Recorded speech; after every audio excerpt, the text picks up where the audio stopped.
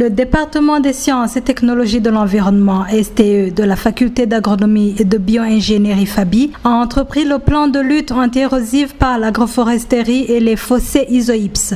Il s'agit du projet SADER, Sécurité alimentaire pour le développement rural durable dans les provinces du Nord, financé par le Royaume de Belgique via la coopération interuniversitaire VLIR-UOS. Cette activité à caractère de recherche-développement se focalise sur les problèmes d'érosion hydrique dans les zones densément peuplées du nord du pays où la population est menacée par l'insécurité alimentaire. La surexploitation des terres, souvent à pente forte, les rend vulnérables à l'érosion, d'où une diminution de leur fertilité et partant de leur productivité. L'objectif global vise à améliorer la productivité des terres et la sécurité alimentaire des populations de la zone d'étude. Deux objectifs spécifiques découlent du projet.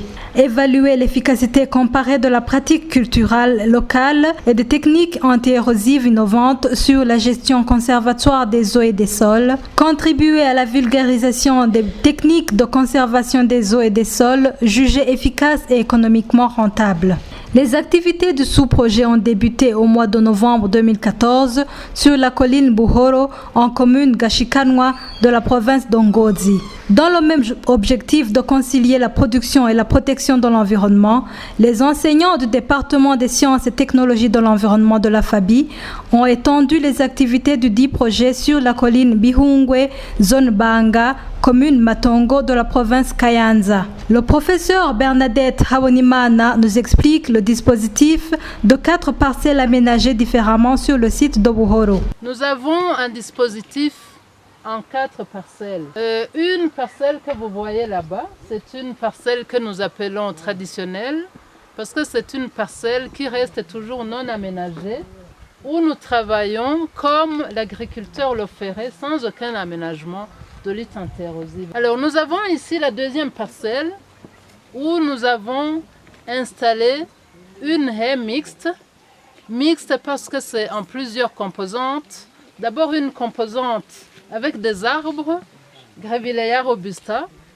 Une composante avec des arbustes, ça c'est du Kaliandra, c'est pour la nutrition du bétail, mais aussi c'est un arbuste qui est très très intéressant en matière de fertilisation. Et la troisième composante, c'est du banagras. Ce sont des herbes fixatrices. En fait, c'est vraiment la composante clé pour lutter contre l'érosion parce que c'est ça qui va bloquer contre l'érosion. Nous avons en aval de cette haie du bananier. Le bananier n'est pas obligatoire dans ce dispositif, mais en fait, c'est une plante qui absorbe beaucoup d'eau et qui apporte en plus dans les rendements.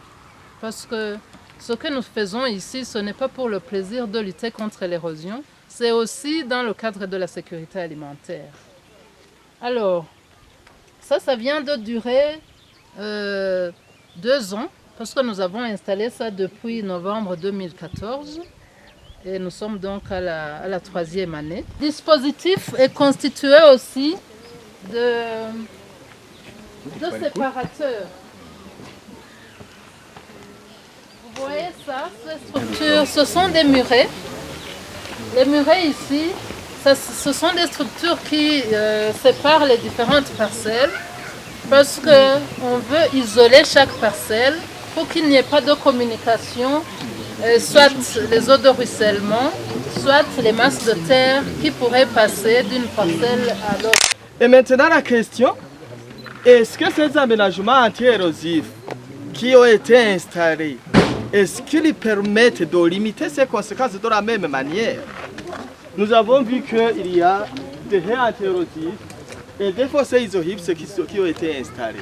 La question est de savoir si, est-ce que les haies forment vraiment une barrière contre la perte de nutriments? De la même manière, est-ce que les haies plus fossées bloquent la perte de nutriments et de particules solides et fines de la même manière que les haies vivent seules? Ou encore, est-ce que c'est la parcelle traditionnelle? Est-ce que les pertes de nutriments se font de la même façon? C'est pourquoi nous nous servons des indicateurs de la qualité du sol pour pouvoir examiner ces hypothèses. Au niveau alors des parcelles, qu'est-ce que nous faisons? Nous prélevons les échantillons de sol pour les analyses physico-chimiques. À Matongo, terrain récemment aménagé à l'instar de celui d'Ogashikanwa pour lutter contre l'érosion, l'aménagement semble être conséquent comme le professeur Bernadette continue de le montrer. Ce que nous avons ajouté ici, c'est par exemple une double haie de Kaliandra. Une double haie de Kaliandra, parce que nous avons remarqué qu'une simple haie n'est pas assez protectrice. C'est-à-dire par rapport aux deux lignes de Banagras et Kibingo, aux deux lignes de Banagras, nous avons ajouté deux lignes de Kaliandra. Alors nous avons aussi, dans la combinaison du fossé, nous avons aussi ajouté ceci qu'on appelle la chaise de l'agronome, ou une agronome en Kirundi. La chaise de l'agronome a l'utilité de cloisonner le fossé anti-érosif sur tous les 3 mètres pour en fait obliger l'eau à être retenue dedans et à s'infiltrer. Ça peut aussi être une voie pour faciliter le passage des gens qui viennent du haut de la colline pour passer, par exemple, aller puiser de l'eau dans les marais, quand c'est toute une colline qui est aménagée. Nous avons aussi ajouté une parcelle avec fossé seul. Parce que aujourd'hui, vous savez, il y a la politique de traçage des fossés anti-érosifs sur toutes les collines du pays. Alors, quand on a combiné ces fossés avec les haies, ou quand on laisse ces fossés tout seuls, parfois même sans curer, sans enlever les masses de terre qui restent dedans, qu'est-ce qu'on peut avoir comme résultat? Est-ce que la protection est totale? Voilà ce qu'on veut étudier et plus tard mettre à la disposition des agriculteurs, mettre à la disposition des services d'encadrement. Alors, nous proposons ici l'agroforesterie. Pourquoi? Les haies agroforestiers, pourquoi? Parce que c'est une zone densément peuplée où il n'y a plus de forêt, où il n'y a plus de boisement, de microboisement, sinon pas pour tout le monde. Et ces arbres seront nécessaires pour l'énergie domestique, le bois de chauffe, mais aussi comme bois de service, comme bois d'œuvre. C'est pour cela que nous avons aussi ajouté dans ce dispositif le cédréla. Le cédréla, c'est une espèce à bois d'œuvre parce que ces gens auront besoin de plusieurs outils tirés de ce bois. Voilà ce que nous avons ajouté dans ce dispositif par rapport au site de Gashikana.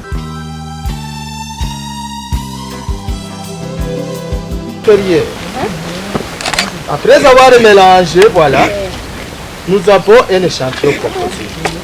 Nous faisons de la même manière au milieu de la sous-parcelle et en amont de la sous-parcelle. Et alors, on mesure les indicateurs de fertilité, les indicateurs physiques qui sont le pH, les cations échangeables, notamment le calcium, magnésium, aluminium et l'hydrogène. Mais aussi, bien sûr, le carbone. Et on essaie de voir si réellement la haie a constitué une barrière. Si ces éléments se sont accumulés, ou encore s'ils ont été vraiment perdus en amont. Et si les accumulations se font de la même manière partout, et aussi à la parcelle traditionnelle. Le professeur Salvatore Kaboneka a brossé l'historique de la dégradation des terres et a énoncé les différents types d'érosion les plus fréquents au Burundi. Il est également revenu sur l'équation de Wishmeyer et le système des fûts communicants par un système de partiteurs qui sont aussi munis de couvercles. C'est un modèle de prédiction qu'on appelle équation de Wishmeyer. N'est-ce pas? C'est son nom. Ici, il dit hétérose. A, ça veut dire répertentaire. Ce que nous mesurons ici. Ça dépend de quoi? Ça, c'est R. R, c'est l'agressivité climatique, c'est la pluie. K, c'est la susceptibilité des sols à l'érosion. Parce que tous les sols ne sont pas même susceptibles. Il y a des sols qui sont plus érodibles que d'autres. LS, L, c'est la longueur de pente. S, c'est le pourcentage de pente. C, c'est ce que madame a signifié, c'est les techniques culturelles, le mode de travail de la terre. Et P, ce sont les dispositifs anti-érosifs. Alors, ces études ici sont une application exactement de ce modèle, n'est-ce pas? Tous ces modèles, c'est multiplicatif. Ça veut dire, quand ça augmente, quand ces termes augmentent, l'érosion augmente. Quand ces termes diminuent, l'érosion diminue. Il y a une personne que madame n'a pas bien citée, que nous considérons comme le grand-père des études d'érosion au Burundi, que le professeur Begawa doit connaître, probablement à l'école, au Saint-Esprit, n'est-ce pas? C'est le professeur Théodomir Chirumi, il n'est pas ici. Donc, autrement dit, si je vais faire de l'histoire, lui il est Jésus, moi je suis Jean. Je ne peux pas mettre ses chaussures, malheureusement il n'est pas avec nous. Voilà. Maintenant, 35 ans après,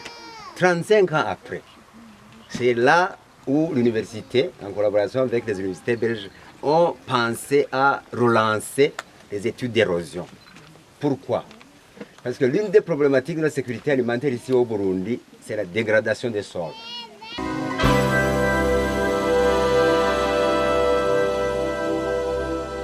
Comme vous le savez, la production a trois composantes, dont la croissance, le développement et la production en soi. De cette mesure, on prend la surface foliaire en longueur et en largeur. On essaiera d'estimer la surface foliaire. On mesure aussi le diamètre de la tige en utilisant cet instrument. Personne peut se demander pourquoi on fait tous ces mesures, pourquoi on essaie de chercher la hauteur de la plante. Pourquoi on cherche la surface foliaire?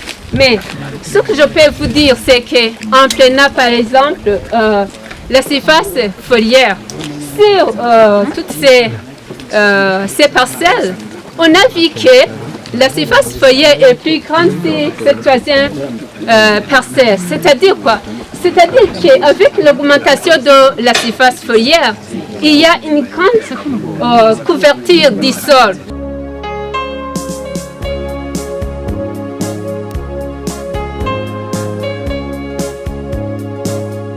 Ce qu'il y a ici, c'est l'eau de ruissellement, n'est-ce pas?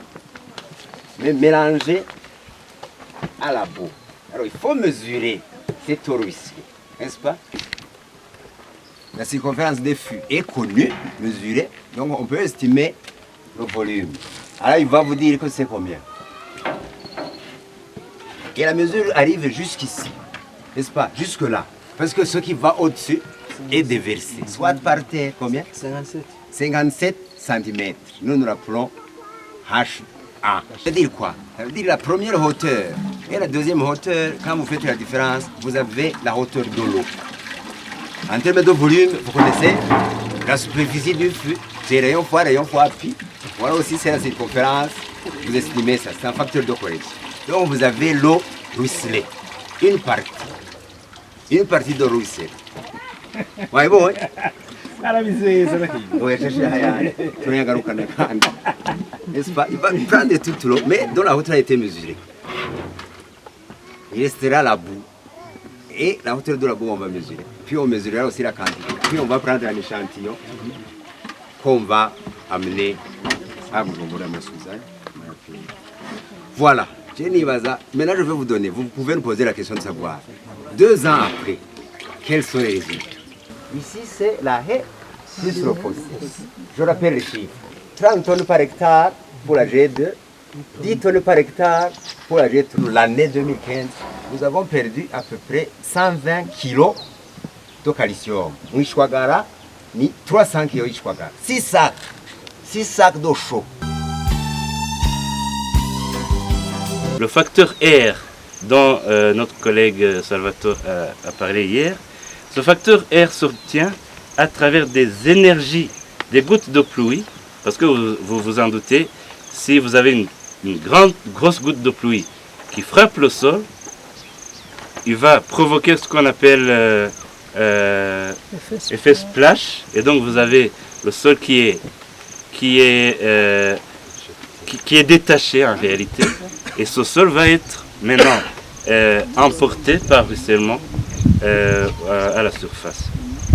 Voilà donc, pour me résumer, ici on mesure la lame d'eau tombée.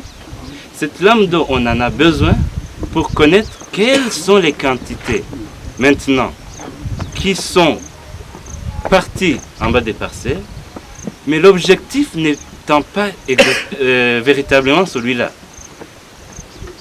L'ultime objectif, c'est de voir quel est le facteur de lutte anti-érosive qui permet une rétention maximale des quantités d'eau, cette eau étant retournée dans l'atmosphère via l'absorption par les plantes et donc via la nutrition et donc via la croissance des plantes et in fine la production au niveau de la parcelle.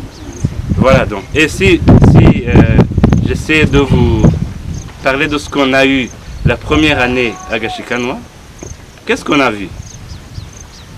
Sur la parcelle nue, la parcelle de Wishmeya, là vous vous en doutez, la plus grande partie de l'eau ruisselle, et donc avec les sédiments. Et donc on a 30%, on a eu 30% qui se sont retrouvés en bas des parcelles, donc 30% de la quantité de pluie. Pour la parcelle traditionnelle, 8%. Pour la parcelle qui suit, donc les haies uniquement, la première année, je dis bien, on a eu 9%. Pour la parcelle qui est combine fossé, isohypse et haies mixtes, on a eu 4%. Mais je dis bien c'est pour la première année. Vous comprendrez par là peut-être que la première année, la haie ne s'était pas encore bien installée. Et donc on n'a pas véritablement l'effet de la haie pour la première année.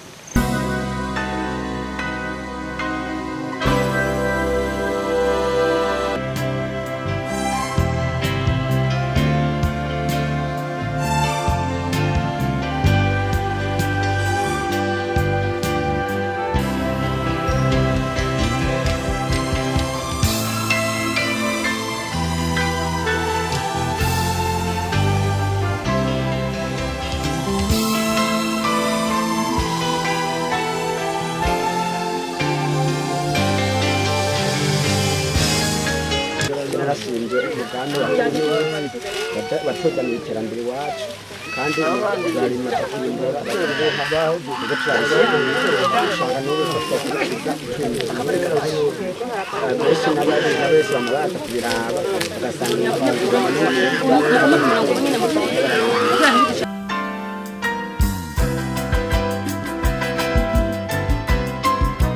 Ndikumana Alex ngoye n'utune banga uko tubibona babona ibintu muri bo bari kwakora ubushakashatsi hano mu nkuru bijyanye no gukora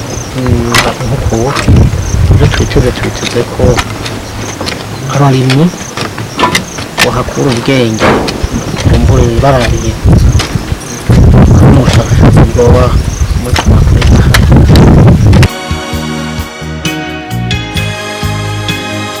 tugira icyo dushikirije ku byo tuboneye hano kuri no mutumba wa Buhoro ahantu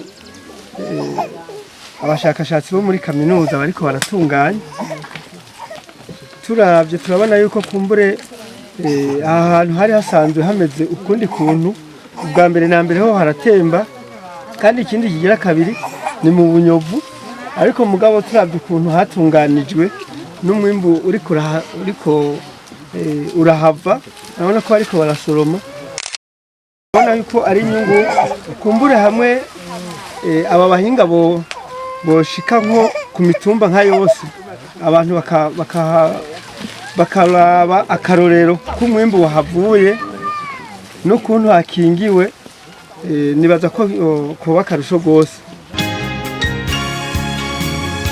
Iyi projet ya kaminuza y'u Burundi muri ubu bushakashatsi byerekeranye n'inkukura turayizi yuko imaze imyaka 2 kuri aha hantu duhagaze kuri umutumba duhagaze ko kuraka muri iyi mirima mwariko muratwereka twarayikurikiranye turashiramwo n'abakozi b'iwacu kugira ngo bafashe kaminuza gukurikirana icyo kwari kugira ngo n'abakozi b'iwacu bagitahure kubera ko twari tuzi ko mu bituravye mu bitabo twabona tuti ahantu itongo rifise ubuhaname bungana gutya hakingiwe uku canke hadakingiwe uti hatakaza amatoni y'ivu ndimwa angana uku uno munsi rero kaminuza y'u Burundi yakoze ibiharira twereka ati dukingiye uku tudakingiye uku hatakara amatoni angana uku ubu rero bica bihurirana n'umugambi w'igihugu wa leta y'u Burundi wo kurwanya inkukura tumazemwo uwo mwaka wose umugambi ari uwacu ari uw'igihugu ari uwanyagihugu umwe wese azi yuko abifise nk'uruhara ikintu abarimyi bacu bofata nuko ajya amatoni bavuze iyo wakingiye ukoresheje uwo muserege ugakoresha n'izi ndingo ugashiramo na ziya gereveriyo na ziya kariyandra batubwiye ko hatakara amatoni y'ivu n'ivu ndimwa nuko riba ritakaye kandi twibuke ko ritagaruka ariko rero aha bavanze ibi byose bakoresha n'ibintu bine ni ukuvuga umukobeko bimvye ibibingo na kariyandra nizo ni gereveriyo niho twasanze duhomba bike kugeranije n'ahandi ariko batweretse hariya hirya atana kimwe washizemwo dutakaza amatoni 175 y'ivu ndimwa byo kurima